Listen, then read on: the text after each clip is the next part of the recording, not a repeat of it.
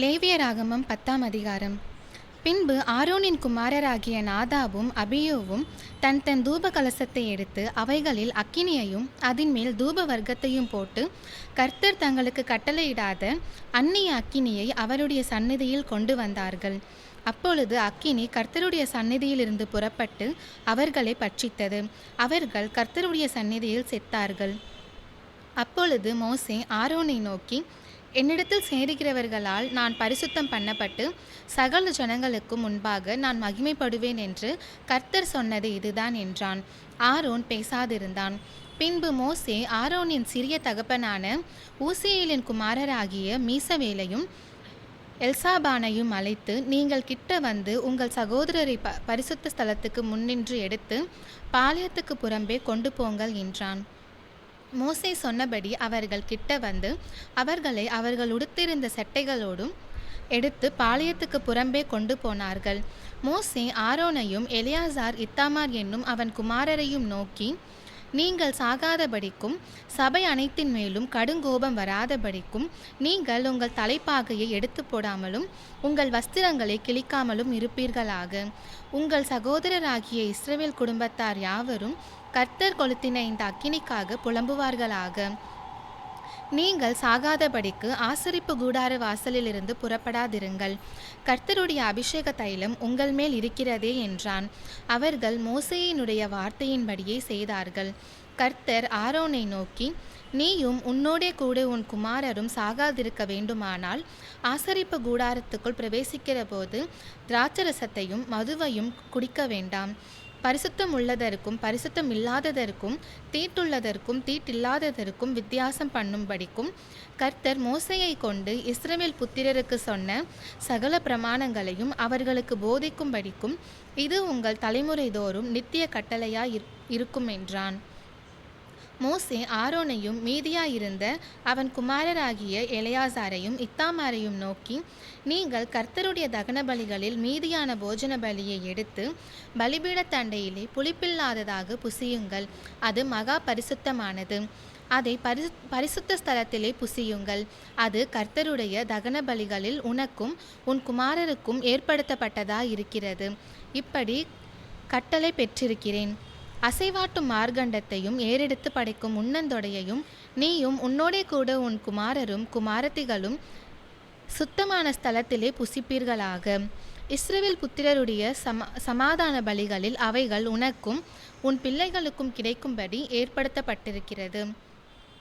கொழுப்பாகிய தகன பலிகளோடே அவர்கள் கர்த்தருடைய சந்நிதியில் அசைவாட்டும் பலியாக அசைவாட்டும்படி ஏறெடுத்து படைக்கும் முன்னந்தொடையையும் அசைவாட்டும் மார்க்கண்டத்தையும் கொண்டு வருவார்கள். அது கர்த்தர் கட்டளையிட்டபடியே உனக்கும் உன் பிள்ளைகளுக்கும் நித்திய கட்டளையாக ஏற்படுத்தப்பட்டிருக்கிறது என்றான். பாவ நிவாரண பலியாக செலுத்தப்பட்ட வெள்ளாட்டுக்கடாவை மோசே தேடி பார்த்தான். அது தகனிக்கப்பட்டிருந்தது. ஆகையால் மீதியாயிருந்த எலியாசார் இத்தாமார் என்னும் ஆரோனின் குமாரர் மேல் அவன் கடுங்கோபம் கொண்டு, பாவ நிவாரண பலியை நீங்கள் பரிசுத்த ஸ்தலத்தில் புசியாமற் போனதென்ன? அது மகா பரிசுத்தமாய் இருக்கிறதே. சபையின் அக்கிரமத்தை சுமந்து தீர்ப்பதற்கு கர்த்தருடைய சந்நிதியில் அவர்களுக்காக பாவ நிவிர்த்தி செய்யும் பொருட்டு அது உங்களுக்கு கொடுத்தாரே. அதன் இரத்தம் பரிசுத்த ஸ்தலத்துக்குள்ளே கொண்டு வரப்படவில்லையே. நான் கட்டளையிட்டபடி நீங்கள் அதை பரிசுத்த ஸ்தலத்தில் புசிக்க வேண்டியதாயிருந்ததே என்றான். அப்பொழுது ஆரோன் மோசேயை நோக்கி, அவர்கள் தங்கள் பாவ நிவாரண பலியையும் தங்கள் சர்வாங்க தகன பலியையும் கர்த்தருடைய சந்நிதியில் செலுத்தின இன்றுதானே எனக்கு இப்படி நேரிட்டதே. பாவ நிவாரண பலியை இன்று நான் புசித்தேனானால் அது கர்த்தரின் பார்வைக்கு நன்றாயிருக்குமோ என்றான். மோசே அதை கேட்டபோது அமைதலாயிருந்தான். 11ஆம் அதிகாரம். கர்த்தர் மோசேயையும் ஆரோனையும் நோக்கி, நீங்கள் இஸ்ரவேல் புத்திரரோடே சொல்ல வேண்டியது என்னவென்றால், பூமியில் இருக்கிற சகல மிருகங்களிலும் நீங்கள் புசிக்கத்தக்க ஜீவ ஜந்துக்கள் யாதெனில், மிருகங்களில் விரிகுளம்புள்ளதாயிருந்து குளம்புகள் இரண்டாக பிரிந்திருக்கிறதும் அசைப்போடுகிறதுமானவைகளையெல்லாம் நீங்கள் புசிக்கலாம். ஆனாலும் அசை போடுகிறதும் விரிகுளம்புள்ளதுமாய் அவைகளில் ஒட்டகமானது அசை போடுகிறதாயிருந்தாலும் அதற்கு விரிகுளம்பில்லாதபடியால் அது உங்களுக்கு அசுத்தமாயிருக்கும். குளிமுசலானது அசை போடுகிறதா இருந்தாலும் அதற்கு விரிகுளம்பில்லை, அது உங்களுக்கு அசுத்தமாயிருக்கும். முயலானது அசை போடுகிறதா இருந்தும் அதற்கு விரிகுளம்பில்லை, அது உங்களுக்கு அசுத்தமாயிருக்கும். பன்றியின் குளம்பு விரிகுளம்பும் இரண்டாக பிரிந்ததுமாயிருந்தும் அது அசை போடாது, அது உங்களுக்கு அசுத்தமாயிருக்கும். இவைகளில் மாம்சத்தை புசிக்கவும் இவைகளின் உடல்களை தொடவும் வேண்டாம், இவைகள் உங்களுக்கு தீட்டாய் இருக்க கடவது. ஜலத்தில் இருக்கிறவைகளில் நீங்கள் புசிக்கத்தக்கது யாதெனில் கடல்களும் ஆறுகளும் ஆகிய தண்ணீர்களிலே சிறகும் செதிலும் உள்ளவைகளையெல்லாம் நீங்கள் புசிக்கலாம். ஆனாலும் கடல்களும் ஆறுகளும் ஆகிய தண்ணீர்களில் நீந்துகிறதும் வாழ்கிறதுமான பிராணிகளில் சிறகும் செதிலும் இல்லாதவைகள் யாவும் உங்களுக்கு அருவருப்பாய் இருப்பதாக. அவைகள் உங்களுக்கு அருவருப்பாய் இருக்க கடவது. அவைகளின் மாம்சத்தை புசியாதிருந்து அவைகளின் உடல்களை அருவருப்பீர்களாக. தண்ணீர்களிலே சிறகும் செதிலும் இல்லாத யாவும் உங்களுக்கு அருவருப்பாய் இருக்க கடவது. பறவைகளில் நீங்கள் புசியாமல் அருவருக்க வேண்டியவைகள் யாதெனில் கழுவும் கருடனும் கடலுராஞ்சியும் பருந்தும் சகலவித வல்லூரும் சகலவித காகங்களும் தீக்குருவியும் கூகையும் செம்புகமும் சகலவித டேகையும் ஆந்தையும் நீர்க்காகமும் கோட்டானும் நாரையும் கூளக்கடாவும் குருகும் கொக்கும் சகலவித ராஜாளியும் புழுக்கொத்தியும் வவ்வாலும் ஆகிய இவைகளே.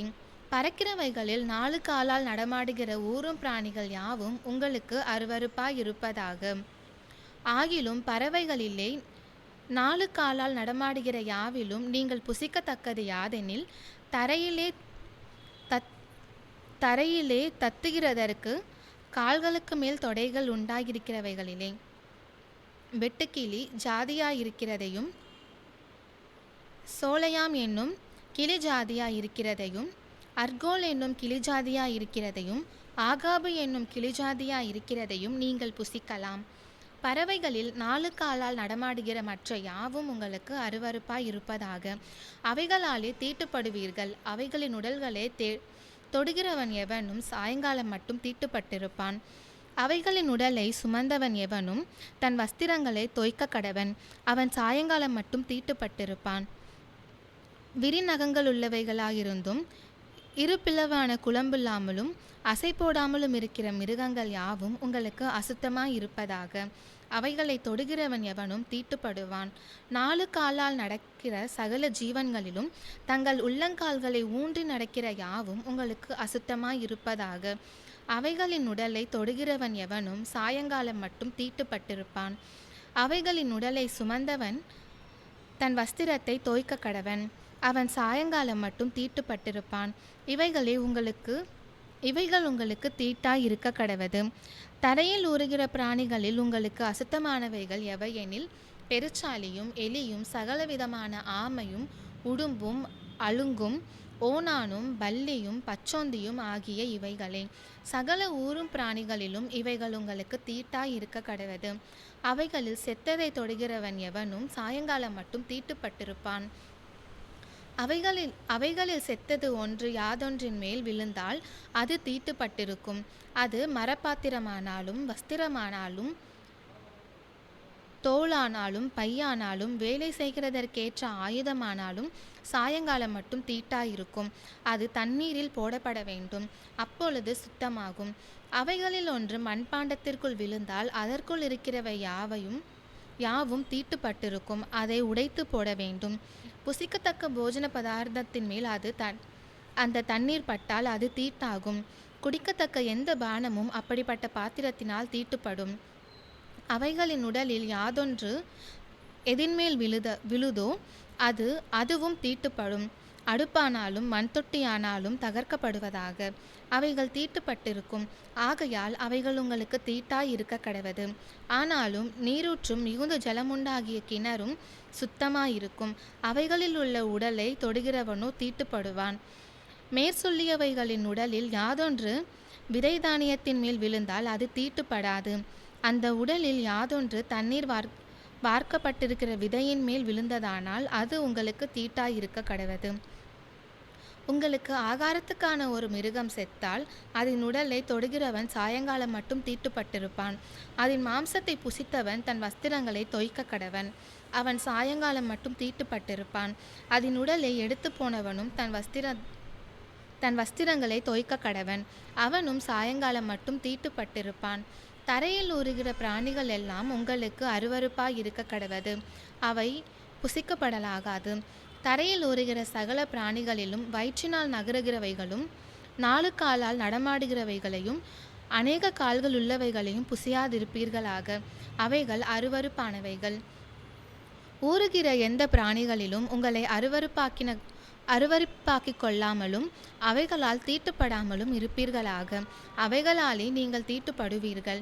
நான் உங்கள் தேவனாகிய கர்த்தர். நான் பரிசுத்தர். ஆகையால் தரையில் ஊறுகிற எந்த பிராணிகளிலும் உங்களை தீட்டுப்படுத்தாமல் உங்களை பரிசுத்தமாக்கிக் கொண்டு பரிசுத்தராயிருப்பீர்களாக. நான் உங்கள் தேவனாயிருக்கும்படி உங்களை எகிப்து தேசத்திலிருந்து வரப்பண்ணின கர்த்தர்.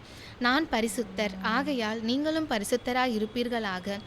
சுத்தமானதற்கும் அசுத்தமானதற்கும் புசிக்கத்தக்க ஜந்துக்களுக்கும் புசிக்கத்தகாத ஜந்துக்களுக்கும் வித்தியாசம் பண்ணும் பொருட்டு மிருகத்துக்கும் பறவைகளுக்கும் தண்ணீர்களில் நீந்துகிற சகல ஜீவ ஜந்துக்களுக்கும் பூமியின் மேல் ஊறுகிற சகல பிராணிகளுக்கும் அடுத்த பிரமாணம் இதுவே என்று சொல்லுங்கள் என்றார். 12ஆம் அதிகாரம். பின்னும் கர்த்தர் மோசேயை நோக்கி, நீ இஸ்ரவேல் புத்திரரோடே சொல்ல வேண்டியது என்னவென்றால், ஒரு ஸ்திரீ கர்ப்பவதியாகி ஆண் பிள்ளையை பெற்றால் அவள் சூதகஸ்திரீ விளக்கமாயிருக்கும் நாட்களுக்கு சரியாக 7 நாள் தீட்டாயிருப்பாள். 8ஆம் நாளிலே அந்த பிள்ளையினுடைய நுனித்தோலின் மாம்சம் விருத்த சேதனம் பண்ணப்பட கடவது. பின்பு அவள் 33 நாள் தன் உதிர சுத்திகரிப்பு நிலையிலே இருந்து சுத்திகரிப்பின் நாட்கள் நிறைவேறும் அளவும் பரிசுத்தமான யாதொரு வஸ்துவை தொடவும் பரிசுத்த ஸ்தலத்துக்குள் வரவும் கூடாது.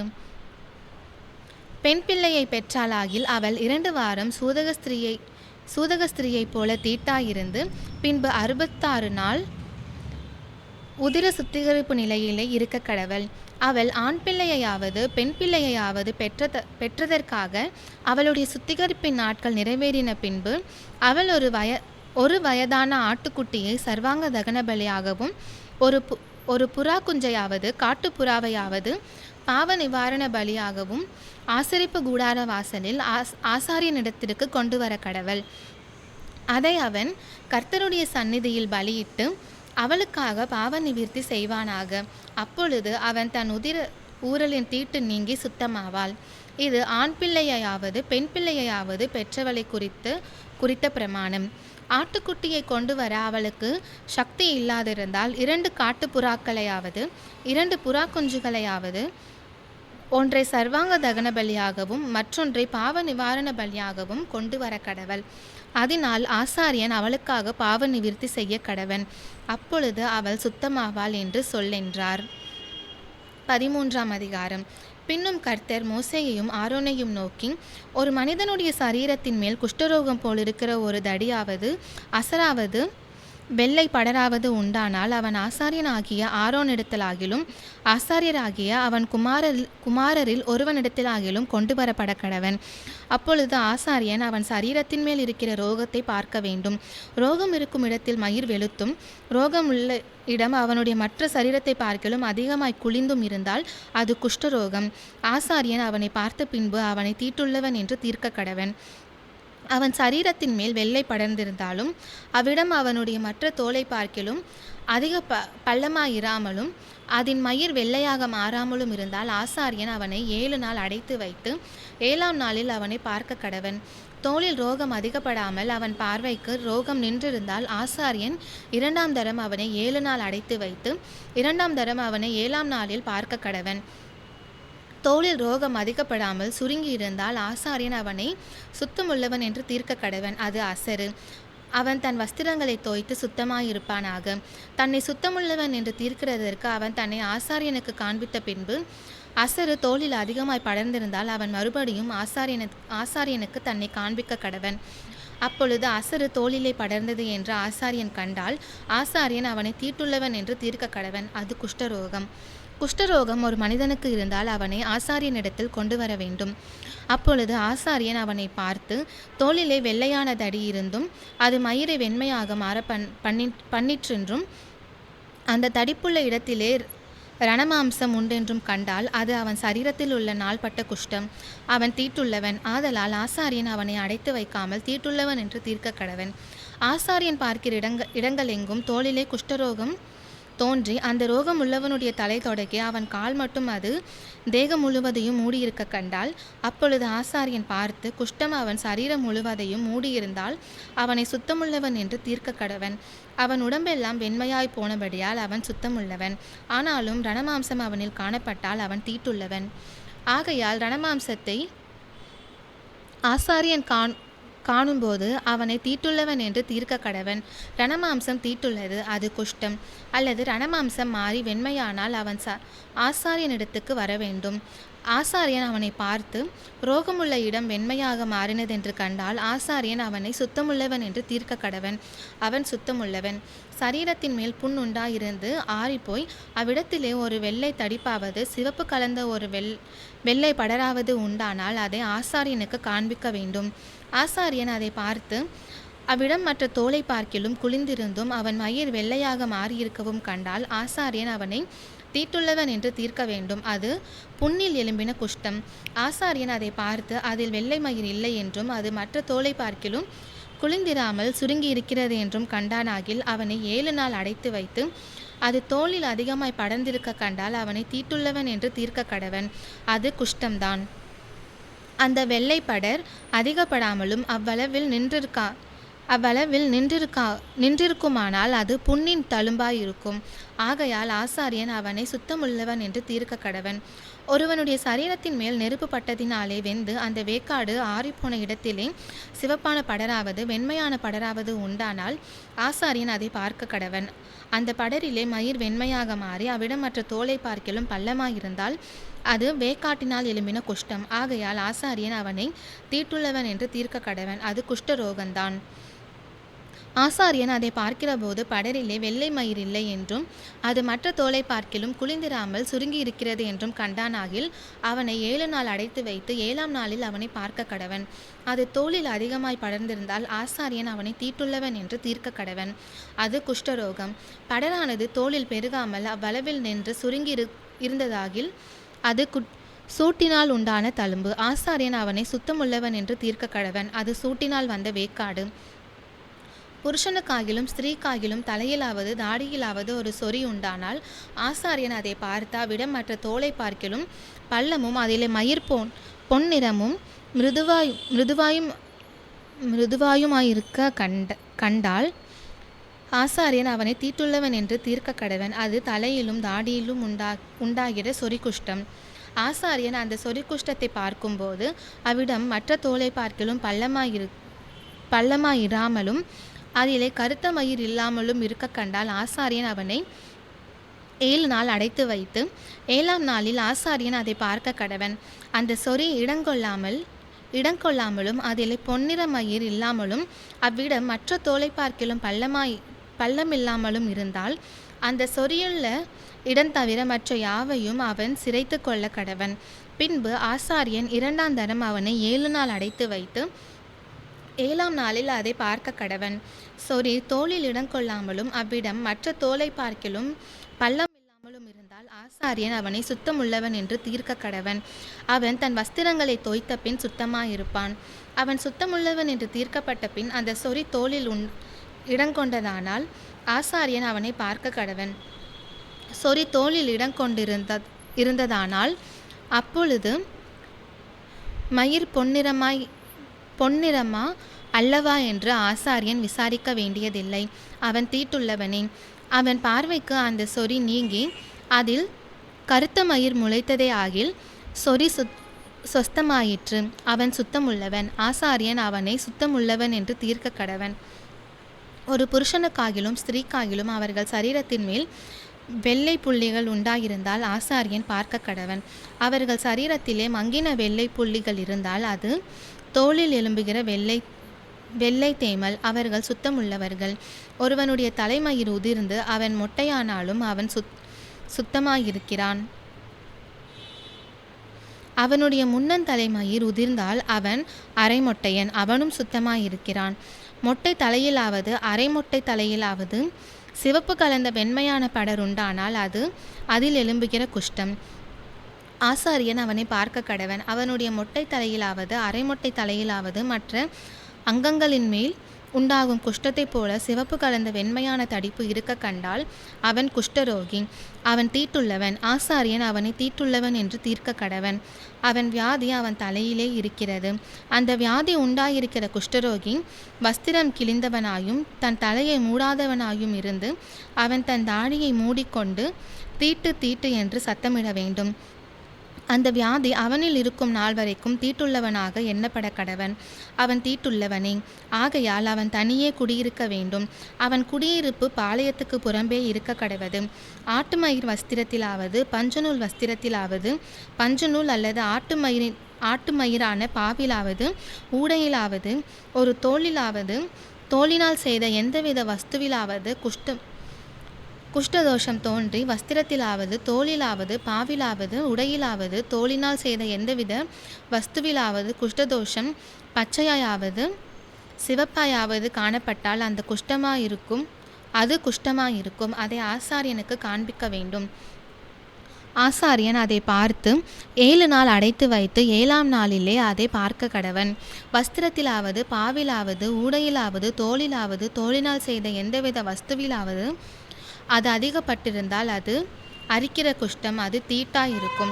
அந்த தோஷம் இருக்கிற ஆட்டு மயிரினாலும் பஞ்ச நூலினாலும் செய்த வஸ்திரத்தையும் பாவையும் ஊடையையும் தோளினால் செய்த எந்தவித வஸ்துவையும் சுட்டெரிக்க கடவன். அது அரிக்கிற குஷ்டம், ஆகையால் அக்கினியில் சுட்டெரிக்கப்பட வேண்டும். வஸ்திரத்தின் பாவிலாவது ஊடையிலாவது தோளினால் செய்த எந்தவித வஸ்துவிலாவது அந்த தோஷம் அதிகப்படவில்லை என்று ஆசாரியன் கண்டால் அப்பொழுது ஆசாரியன் அதை கழுவ சொல்லி 2ஆம் தரம் 7 நாள் அடைத்து வைத்து அது கழுவப்பட்ட பின்பு அதை பார்க்க கடவன்.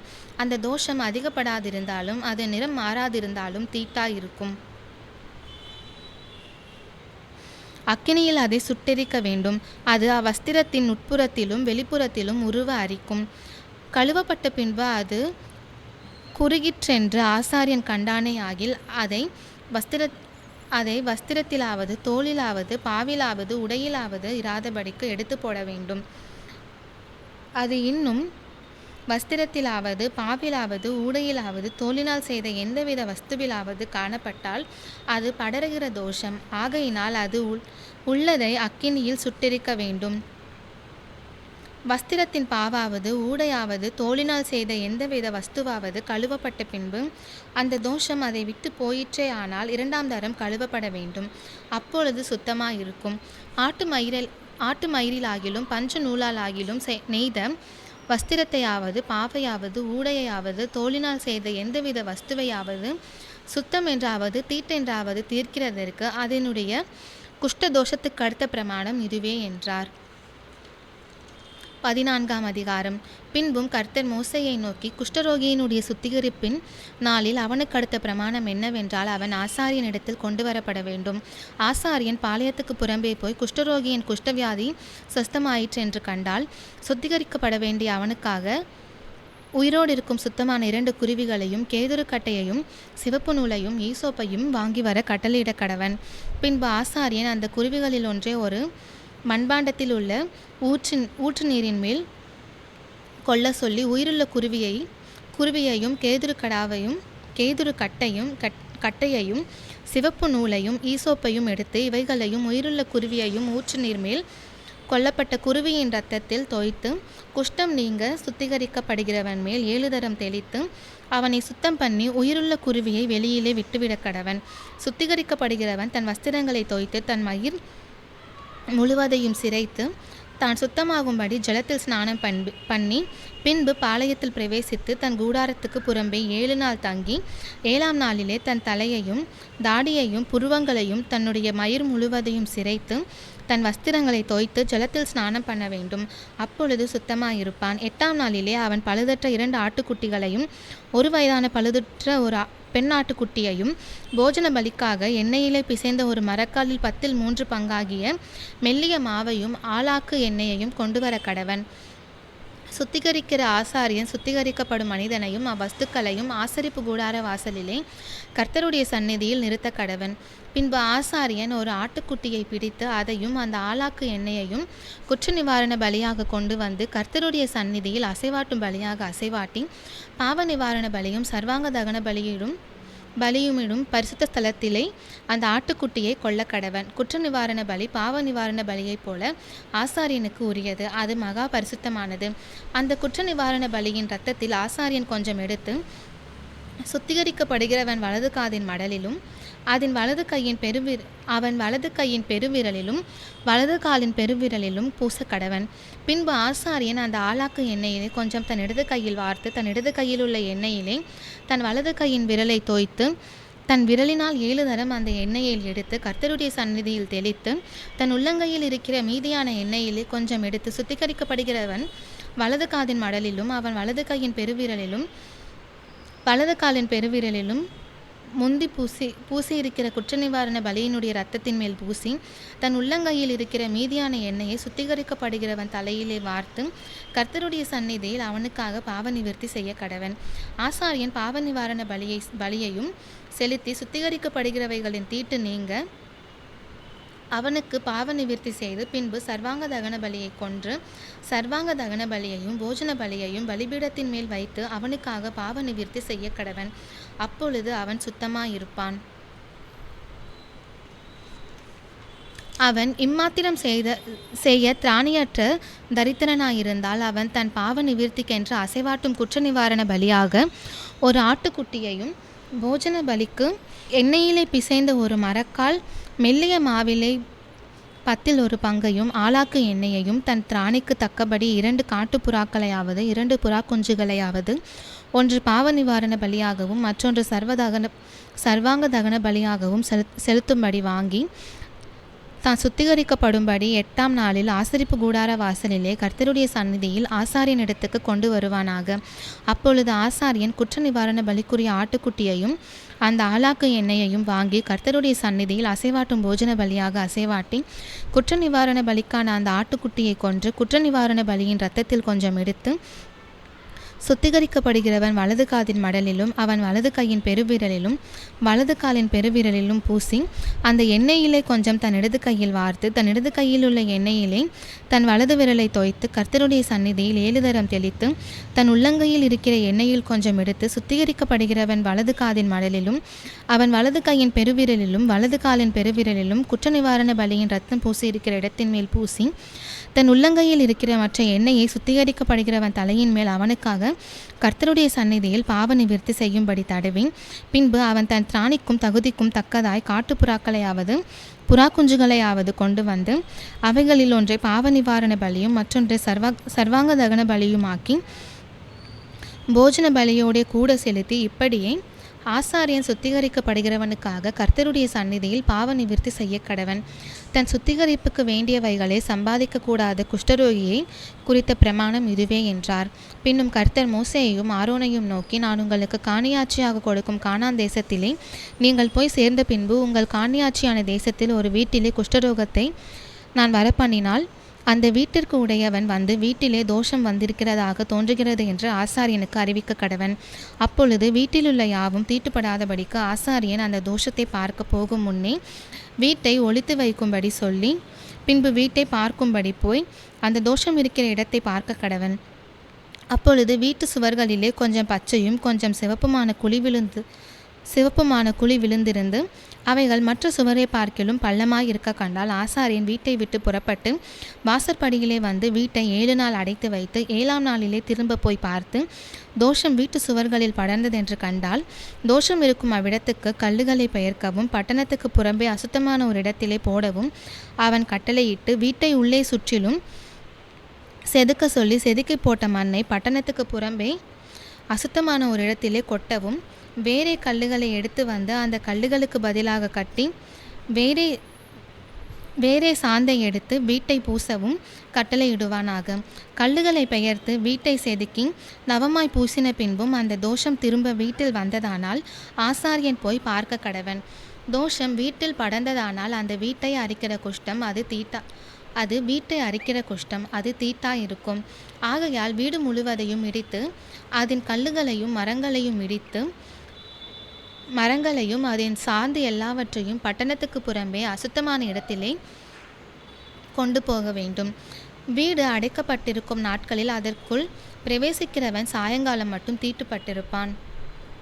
அந்த வீட்டிலே படுத்தவன் தன் வஸ்திரங்களை தோய்க்க கடவன். அந்த வீட்டிலே சாப்பிட்டவனும் தன் வஸ்திரங்களை தோய்க்க கடவன்.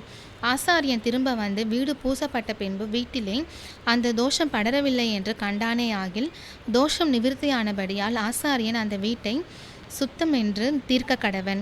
அப்பொழுது வீட்டிற்கு தோஷம் கழிக்க 2 குருவிகளையும் கேதுரு கட்டையையும் சிவப்பு நூலையும் ஈசோப்பையும் எடுத்து ஒரு குருவியை ஒரு மண்பாண்டத்திலுள்ள ஊற்று நீரின் மேல் கொன்று, கேதுரு கட்டையையும் ஈசோப்பையும் சிவப்பு நூலையும் உயிருள்ள குருவியையும் எடுத்து இவைகளை சொல்லப்பட்ட குருவியின் இரத்தத்திலும் ஊற்று நீரிலும் தோய்த்து வீட்டின் மேல் 7 தரம் தெளித்து, குருவியின் இரத்தத்தினாலும் ஊற்று நீரினாலும் உயிருள்ள குருவியினாலும் கேதுரு கட்டையினாலும் ஈசோப்பினாலும் சிவப்பு நூலினாலும் வீட்டிற்கு தோஷம் கழித்து, உயிருள்ள குருவியை பட்டணத்துக்கு புறம்பே வெளியிலே விட்டுவிட்டு இப்படி வீட்டிற்கு பிராயச்சித்தம் செய்ய கடவன். அப்பொழுது அது சுத்தமாயிருக்கும். இது சகலவித குஷ்டரோகத்துக்கும், சொறிக்கும், வஸ்திர குஷ்டத்துக்கும், வீட்டு குஷ்டத்துக்கும், தடிப்புக்கும், அசருக்கும், வெள்ளைப்படருக்கும் அடுத்த பிரமாணம். குஷ்டம் எப்பொழுது தீட்டுள்ளது என்றும் எப்பொழுது தீட்டில்லாதது என்றும் தெரிவிப்பதற்கு குஷ்டரோகத்துக்கு அடுத்த பிரமாணம் இதுவே என்றார். 15ஆம் அதிகாரம். பின்பு கர்த்தர் மோசேயையும் ஆரோனையும் நோக்கி, நீங்கள் இஸ்ரவேல் புத்திரரோடே சொல்ல வேண்டியது என்னவென்றால், ஒருவனுக்கு பிரமயம் உண்டானால் அவன் தன் பிரமயத்தினாலே தீட்டானவன். அவனுடைய மாம்சத்திலுள்ள பிரமயம் ஊறிக்கொண்டிருந்தாலும் அவன் பிரமயம் அடைப்பட்டிருந்தாலும் அதனால் அவனுக்கு தீட்டுண்டாகும். பிரமயம் உள்ளவன் படுக்கிற எந்த படுக்கையும் தீட்டாகும். அவன் எதின்மேல் உட்காருகிறானோ அதுவும் தீட்டாகும். அவன் படுக்கையை தொடுகிறவன் தன் வஸ்திரங்களை தோய்த்து தண்ணீரில் முழுக கடவன். சாயங்காலம் மட்டும் அவன் தீட்டுப்பட்டிருப்பானாக. பிரமயம் உள்ளவன் உட்கார்ந்ததின் மேல் உட்காருகிறவன் தன் வஸ்திரங்களை தோய்த்து தண்ணீரில் முழுகி சாயங்காலம் மட்டும் தீட்டுப்பட்டிருப்பானாக. பிரமயம் உள்ளவனின் சரீரத்தை தொடுகிறவன் தன் வஸ்திரங்களை தோய்த்து தண்ணீரில் முழுகி சாயங்காலம் மட்டும் தீட்டுப்பட்டிருப்பானாக. பிரமயம் உள்ளவன் சுத்தமாயிருக்கிற ஒருவன் மேல் துப்பினால் அவன் தன் வஸ்திரங்களை தோய்த்து தண்ணீரில் முழுகி சாயங்காலம் மட்டும் தீட்டுப்பட்டிருப்பானாக. பிரமயம் உள்ளவன் ஏறும் எந்த சேனமும் தீட்டாயிருக்கும். அவனுக்கு கீழிருந்த எதையாகிலும் தொடுகிறவன் சாயங்காலம் மட்டும் தீட்டுப்பட்டிருப்பான். அதை எடுத்துக்கொண்டு போகிறவன் தன் வஸ்திரங்களை தோய்த்து தண்ணீரில் முழுகி சாயங்காலம் மட்டும் தீட்டுப்பட்டிருப்பானாக. பிரமயம் உள்ளவன் தன் கைகளை தண்ணீரினால் கழுவாமல் ஒருவனை தொட்டால் இவன் தன் வஸ்திரங்களை தோய்த்து தண்ணீரில் முழுகி சாயங்காலம் மட்டும் தீட்டுப்பட்டிருப்பானாக.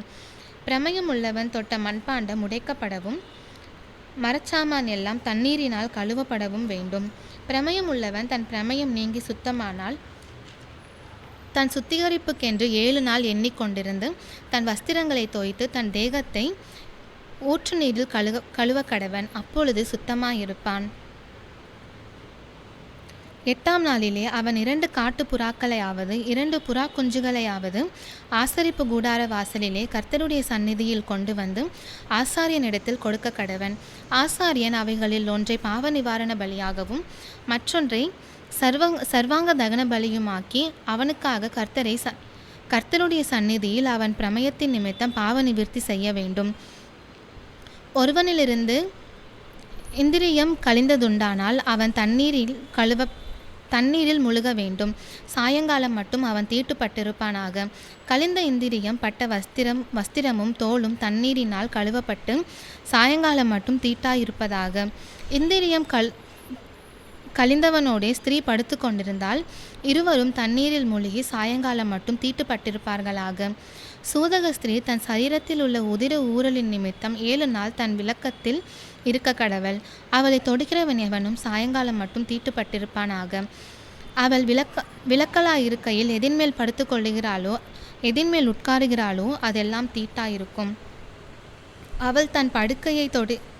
அவள் படுக்கையை தொடுகிறவன் எவனும் தன் வஸ்திரங்களை தோய்த்து தண்ணீரில் மூழ்கி சாயங்காலம் மட்டும் தீட்டுப்பட்டிருப்பானாக. அவள் உட்கார்ந்த மனையை தொடுகிறவன் எவனும் தன் வஸ்திரங்களை தோய்த்து தண்ணீரில் மூழ்கி சாயங்காலம் மட்டும் தீட்டுப்பட்டிருப்பானாக. அவள் படுக்கையின் மேலாகிலும் அவள் உட்கார்ந்த மனையின் மேலாகிலும் இருந்த எதையாகிலும் தொட்டவன் சாயங்காலம் மட்டும் தீட்டுப்பட்டிருப்பானாக. ஒருவன் அவளோடே படுத்து கொண்டதும் அவள் தீட்டு அவன் மேல் பட்டதும் உண்டானால் அவன் 7 நாள் தீட்டாயிருப்பானாக. அவன் படுக்கிற படுக்கையும் தீட்டுப்படும். ஒரு ஸ்திரீ விலக்கி இருக்க வேண்டிய காலம் அல்லாமல் அவளுடைய உதிரம் அல்லது அந்த காலத்துக்கு மிஞ்சி அது கண்டிருக்கும் நாளெல்லாம் ஊறிக்கொண்டிருந்தால் தன் விலக்கத்தின் நாட்களில் இருந்தது போல அவள் தீட்டாயிருப்பாளாக. அந்த நாட்கள் எல்லாம் அவள் படுக்கும் எந்த படுக்கையும் அவள் விலக்கத்தின் படுக்கையைப் போல அவளுக்கு தீட்டாயிருக்கும். அவள் உட்கார்ந்த மனையும் அவளுடைய விலக்கத்தின் தீட்டை போலவே தீட்டாயிருக்கும். அப்படிப்பட்டவைகளை தொடுகிறவன் எவனும் தன் வஸ்திரங்களை தோய்த்து தண்ணீரில் மூழ்கி சாயங்காலம் மட்டும் தீட்டுப்பட்டிருப்பானாக. அவள் தன் உதிர ஊரல் நின்று சுத்தமான போது அவள் 7 நாள் எண்ணிக்கொள்வாளாக. அதன் பின்பு சுத்தமாயிருப்பாள். 8ஆம் நாளிலே 2 காட்டுப்புறாக்களையாவது 2 புறா குஞ்சுகளையாவது ஆசரிப்பு கூடார வாசலில் ஆசாரியனிடத்தில் கொண்டு வர கடவள். ஆசாரியன் அவைகளில் ஒன்றை பாவ நிவாரண பலியும் மற்றொன்றை சர்வாங்க தகன பலியும் ஆக்கி அவளுக்காக கர்த்தருடைய சந்நிதியில் அவளுடைய உதிர ஊரலின் நிமித்தம் பாவ நிவிர்த்தி செய்ய கடவன். இஸ்ரவேல் புத்திரர் தங்கள் நடுவே இருக்கிற என்னுடைய வாசஸ்தலத்தை தீட்டுப்படுத்தி தங்கள் தீட்டுகளால் சாகாதபடிக்கு இப்படி நீங்கள் அவர்கள் தீட்டுகளுக்கு அவர்களை விலக்கி வைக்க கடவீர்கள். பிரமயம் உள்ளவனுக்கும் இந்திரிய கழிவினாலே தீட்டானவனுக்கும் சூதக பலவீனம் உள்ளவளுக்கும் பிரமயமுள்ள ஸ்திரீ புருஷருக்கும் தீட்டாயிருக்கிறவளோடே படுத்து கொண்டவனுக்கும் ஏற்ற பிரமாணம் இதுவே என்றார். 16ஆம் அதிகாரம். ஆரோனின் 2 குமாரர் கர்த்தருடைய சந்நிதியில் சேர்ந்து மரித்து போன பின்பு கர்த்தர் மோசேயை நோக்கி, கிருபாசனத்தின் மேல் ஒரு மேகத்தில் நான் காணப்படுவேன். ஆதலால் உன் சகோதரனாகிய ஆரோன் சாகாதபடி பரிசுத்த ஸ்தலத்திலே திரைக்கு உட்புறத்தில் இருக்கிற பெட்டியின் மேலுள்ள கிருபாசன மூடிக்கு முன்பாக சகல வேளையிலும் வரவேண்டாம் என்று அவனுக்கு சொல். ஆரோன் பரிசுத்த ஸ்தலத்துக்குள் பிரவேசிக்க வேண்டிய விதமாவது, அவன் ஒரு காளையை பாவ நிவாரண பலியாகவும் ஒரு ஆட்டுக்கடாவை சர்வாங்க தகன பலியாகவும் செலுத்தி பிரவேசிக்க வேண்டும். அவன் பரிசுத்தமான சணல் நூல் சட்டையை தரித்து தன் அறைக்கு சணல் நூல் ஜல்லடத்தை போட்டு சணல் நூல் இடைக்கச்சையை கட்டி சணல் நூல் பாகையை தரித்து கொண்டிருக்க வேண்டும். அவைகள் பரிசுத்த வஸ்திரங்கள். அவன் ஜலத்திலே ஸ்நானம் பண்ணி அவைகளை தரித்து கொண்டு இஸ்ரவேல் புத்திரராகிய சபையாரிடத்திலே பாவ நிவாரண பலியாக 2 வெள்ளாட்டு கடாக்களையாவது 2 வெள்ளாட்டு கடாக்களையும் சர்வாங்க தகன பலியாக ஒரு ஆட்டுக்கடாவையும் வாங்க கடவன்.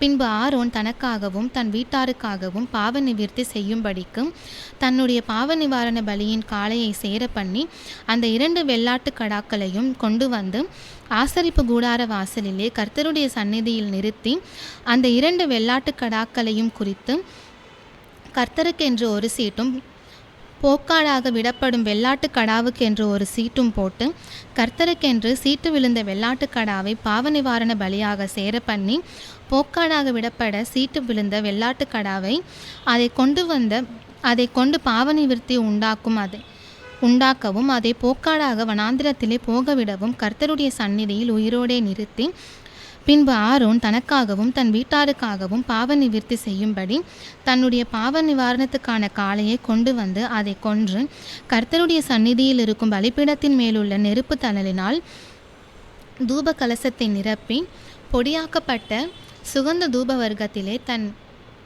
கைப்பிடிகள் நிறைய எடுத்து திரைக்கு உட்புறமாக கொண்டு வந்து தான் சாகாதபடிக்கு தூப மேகமானது சாட்சி பெட்டியின் மேல் இருக்கும் கிருபாசனத்தை மூடத்தக்கதாக கர்த்தருடைய சந்நிதியில் அக்கினியின் மேல் தூப வர்க்கத்தை போட கடவன்.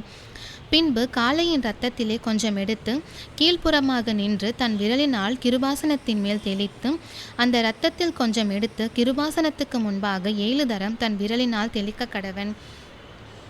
பின்பு ஜனத்தினுடைய பாவ நிவாரண பலியான வெள்ளாட்டுக்கடாவை அவன் கொன்று அதன் இரத்தத்தை திரைக்கு உட்புறமாக கொண்டு வந்து காளையின் இரத்தத்தை தெளித்தது போல அதன் இரத்தத்தையும் கிருபாசனத்தின் மேலும் அதற்கு முன்பாகவும் தெளித்து இஸ்ரவேல் புத்திரருடைய தீட்டுகளின் நிமித்தமும் அவர்களுடைய சகல பாவங்களினாலும் உண்டான அவர்களுடைய மீறுதல்களின் நிமித்தமும் பரிசுத்த ஸ்தலத்திற்காக பிராயச்சித்தம் செய்து அவர்களிடத்தில் அவர்களுடைய தீட்டுகளுக்குள்ளே நிற்கிற ஆசரிப்பு கூடாரத்திற்காகவும் அப்படியே செய்ய கடவன்.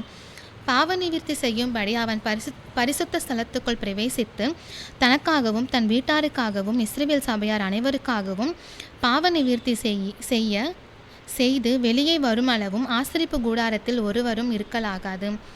பின்பு அவன் கர்த்தருடைய சந்நிதியில் இருக்கிற பலிபீடத்தண்டை வந்து அதற்காக பிராயச்சித்தம் செய்து காளையின் இரத்தத்திலும் வெள்ளாட்டுக்கடாவின் இரத்தத்திலும் கொஞ்சம் எடுத்து பலிபீடத்து கொம்புகளின் மேல் சுற்றிலும் பூசி தன் விரலினால் அந்த இரத்தத்தில் எடுத்து 7 தரம் அதன் மேல் தெளித்து அதை இஸ்ரவேல் புத்திரரின் தீட்டுகள் நீங்க சுத்திகரித்து பரிசுத்தப்படுத்த கடவன். அவன் இப்படி பரிசுத்த ஸ்தலத்துக்கும் ஆசரிப்பு கூடாரத்துக்கும் பலிபீடத்துக்கும் பிராயச்சித்தம் செய்து தீர்ந்த பின்பு உயிரோடு இருக்கிற வெள்ளாட்டு கடாவை சேர பண்ணி அதன் தலையின் மேல் ஆரோன் தன் 2 கைகளையும் வைத்து அதன் மேல் இஸ்ரவேல் புத்திரருடைய சகல அக்கிரமங்களையும் அவர்களுடைய எல்லா பாவங்களினாலும் உண்டான அவர்களுடைய சகல மீறுதல்களையும் அறிக்கையிட்டு அவைகளை வெள்ளாட்டு கடாவினுடைய தலையின் மேல் சுமத்தி அதை அதற்கான ஆள்வசமாய் வனாந்திரத்துக்கு அனுப்பிவிட கடவன். அந்த வெள்ளாட்டுக்கடா அவர்களுடைய அக்கிரமங்களை எல்லாம் தன்மேல் சுமந்து கொண்டு குடியில்லாத தேசத்துக்கு போவதாக அவன் அந்த வெள்ளாட்டுக்கடாவை வனாந்திரத்திலே போகவிட கடவன். ஆரோன் ஆசரிப்பு கூடாரத்துக்குள் வந்து தான் பரிசுத்த ஸ்தலத்துக்குள் பிரவேசிக்கும் போது உடுத்தியிருந்த சணல் நூல் வஸ்திரங்களை களைந்து அங்கே வைத்துவிட்டு பரிசுத்த இடத்திலே ஜலத்தில் ஸ்நானம் பண்ணி தன் வஸ்திரங்களை உடுத்தி கொண்டு வெளியே வந்து தன் சர்வாங்க தகன பலியையும் ஜனங்களின் சர்வாங்க தகன பலியையும் இட்டு தனக்காகவும் ஜனங்களுக்காகவும் பாவ நிவிர்த்தி செய்து பாவ நிவாரண பலியின் கொழுப்பை பலிபீடத்தின் மேல் தகனிக்க கடவன். போகவிடப்பட்ட போக்காடாகிய வெள்ளாட்டுக்கடாவை கொண்டு போய் விட்டவன் தன் வஸ்திரங்களை தோய்த்து ஜலத்தில் ஸ்நானம் பண்ணி பின்பு பாளையத்துக்குள் வருவானாக. பாவ நிவிர்த்திக்கென்று பரிசுத்த ஸ்தலத்துக்குள் இரத்தம் கொண்டு வரப்பட்ட பாவ நிவாரண பலியாகிய காளையையும் பாவ நிவாரண பலியாகிய வெள்ளாட்டுக்கடாவையும் பாளையத்துக்கு புறம்பே கொண்டு போய் அவைகளின் தோலையும் மாம்சத்தையும் சாணியையும் அக்கினியிலே சுட்டெரிக்க கடவர்கள். அவைகளை சுட்டெரித்தவன் தன் வஸ்திரங்களை தோய்த்து ஜலத்திலே ஸ்நானம் பண்ணி பின்பு பாளையத்துக்குள் வருவானாக. 7ஆம் மாதம் 10ஆம் தேதியிலே சுதேசியானாலும் உங்களுக்குள் தங்கும் பரதேசியானாலும் தங்கள் ஆத்துமாக்களை தாழ்மைப்படுத்துவதுமன்றி ஒரு வேளையும் செய்யாமல் இருக்க வேண்டும். இது உங்களுக்கு நித்திய கட்டளையாய் இருக்க கடவது. கர்த்தருடைய சந்நிதியில் உங்கள் பாவமெல்லாம் நீங்கி சுத்திகரிக்கப்படும்படி அந்நாளில் உங்களை சுத்திகரிக்கும் பொருட்டு உங்களுக்காக பாவ நிவிர்த்தி செய்யப்படும். உங்களுக்கு அது விசேஷித்த ஓய்வு நாள். அதிலே உங்கள் ஆத்துமாக்களை தாழ்மைப்படுத்த கடவீர்கள். இது நித்திய கட்டளை. அபிஷேகம் பெற்றவனும் தன் தகப்பன் பட்டத்திற்கு வந்து ஆசாரிய ஊழியம் செய்ய பிரதிஷ்டை பண்ணப்பட்டவனுமாகிய ஆசாரியனே பாவ நிவிர்த்தி செய்ய கடவன். அவன் பரிசுத்த வஸ்திரங்களாகிய சணல் நூல் வஸ்திரங்களை உடுத்தி கொண்டு பரிசுத்த ஸ்தலத்துக்கும் ஆசரிப்பு கூடாரத்துக்கும் பலிபீடத்துக்கும் பிராயச்சித்தம் செய்து ஆசாரியருக்காகவும் சபையின் சகல ஜனங்களுக்காகவும் பாவ நிவிர்த்தி செய்ய கடவன். இப்படி வருஷத்தில் ஒருமுறை இஸ்ரவேல் புத்திரருக்காக அவர்களுடைய சகல பாவங்களுக்கும் பாவ நிவிர்த்தி செய்வது உங்களுக்கு நித்திய கட்டளையாய் இருக்க கடவது என்று சொல்லென்றார். கர்த்தர் மோசேக்கு கட்டளையிட்டபடியே ஆரோன் செய்தான். ஆமென்.